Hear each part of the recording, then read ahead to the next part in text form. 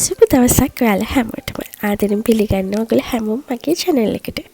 අද මම ඔයාලට කියලා දෙන්න යන්නේ ලස්සනට මල් වෙන විදිහට පෙටෝනියා පැල ටිකක් සකස් කරගන්නේ කොහොමද කියලා. පෙටෝනියා ගැන විශේෂයෙන් කියන්නේ උන නඩත්තුව පහසු, හරි ලේසියෙන් හිටවන්න පුළුවන්. අවුරුදු පුරාවටම මල් තියෙන මල් විශේෂයක්. ඉතින් මගේ ගෙවැත්තේ තියෙන සමහර ගොඩාක් පෙටෝනියා වර්ග මම හිටවල නෙමෙයි කලින් අවුරුදු වල හිටවපු ඒ මල් වල තියෙන බීජ වලින් වැටිලා පෝචියේ පැලවෙච්ච පෙටෝනියා. ඉතින් මේ අවුරුද්දෙත් ඒ වගේ පැලවෙච්ච පෙටෝනියා තියෙනවා. මම ඉස්සරහට වීඩියෝස් වලින් ඒවා පෙන්නන්නම්කෝ. එහෙනම් අපි දැන් බලමු කොහොමද පස් මාධ්‍ය හදාගන්නේ කියලා. කොම්පෝස්ට් කොටස් දෙකකට වැලි කොටස් එකක් තමයි මම භාවිතා කරන්නේ. මම ඒ විදිහට මැනලා නෙමෙයි අතරම මගේ පස් මිශ්‍රණය සකස් කරගන්නේ. ඔයාලට පුළුවන් ඒ විදිහට සම්මත ගානක් විදිහට කප් එකක් භාවිතා කරලා පස් මාධ්‍ය සකස් කරගන්න. මම හිතනවා මල් හිටවන ගොඩක් අයට අතේ හුරු තියෙනවනේ. ඉතින් ඒ විදිහට සකස් කරගන්න පුළුවන්. මේ විදිහට සකස් කරගත්ත පස් මාධ්‍යයෙන් හරිම පුංචි ප්‍රමාණයක් තමයි මම යටිපතුලට මේ පෝච්චි එකතු කරගන්නේ. මොකද මම භාවිතා කරන මේ මල් පැල දෙකම උස තියෙන පැල දෙකක්. ඉතින් ඒ නිසා අපිට පස් ගොඩාක් එකතු කරන්න බෑ. මේ වගේ හරිම පුංචි පස්ලා එකක් තමයි මම මෙතන එකතු කරගන්නේ. ඊට පස්සේ අපි අපේ පෝච්චියේ තියෙන පැල දෙක ගලවලා ඉවත් කරගෙන පොට් එක අපි මේ විදිහට පෝච්චිය දාගන්න ඕනේ.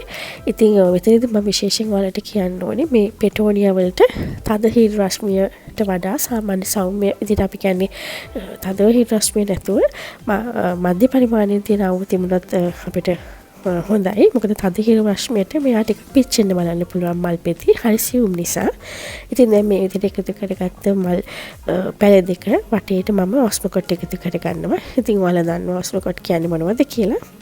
මේ විදිහට මුල් තොරේ චුට්ටක් ඈත් වෙන්න ඔස්මොකොට් එක මම එකතු කරගන්නවා.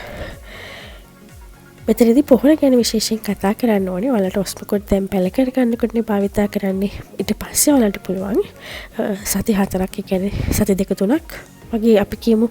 එතකොට මේ පස්වලට මේ මුල් ටික අල්ලලා තියෙනවා. එතකොට අපිට පුළුවන් සති 3කට පස්සේ කෙසෙල් එළි දිහර පොහොර එක මේකට එකතු කරගන්න.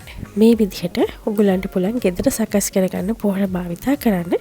ඒ වගේම පස් මාධ්‍යයට ඔයගලන්ට පුළුවන් ටික දවසකින් කුඹ පොහොර, කුකුල් පොහොර වගේ පොහොර જાතියකුත් භාවිතා කරන්න. ඉතින් මම මේ විදිහට මල් අලුත් කරනකොට මගේ වීඩියෝස් වලින් මම ඒවා ඉදිරිපත් කරන්නම්.